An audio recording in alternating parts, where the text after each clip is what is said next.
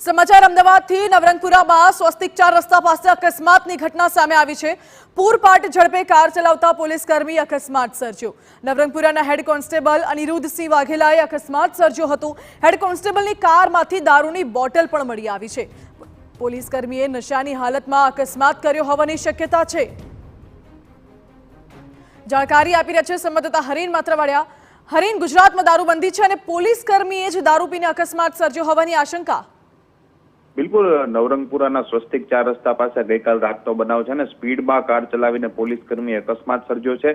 જોકે આ અકસ્માતમાં કોઈને જાનહાની નથી, પરંતુ જે રીતના કાર છે તેને ભારે નુકસાન થયું છે।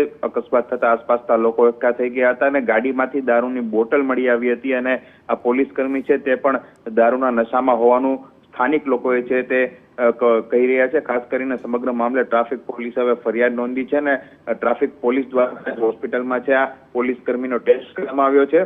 નવરંગપુરાના head constable Aniruddhsinh Vaghela car ચલાવતા હોવાનું સામે આવ્યું છે। જોકે હવે પોલીસે તેની ધરપકડ કરીને આગળની કાર્યવાહી છે તે હાથ ધરી છે।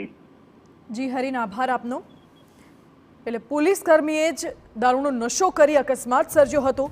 જો કે અકસ્માતની ઘટનામાં કોઈને જાનહાનિ નથી થઈ, પરંતુ કારને મોટા પાયે નુકસાન થયું છે અને કારના ખુરચે ખુરચા વળી ગયા। એ જોઈને લાગે છે કે અકસ્માત કેટલો ભયંકર હશે।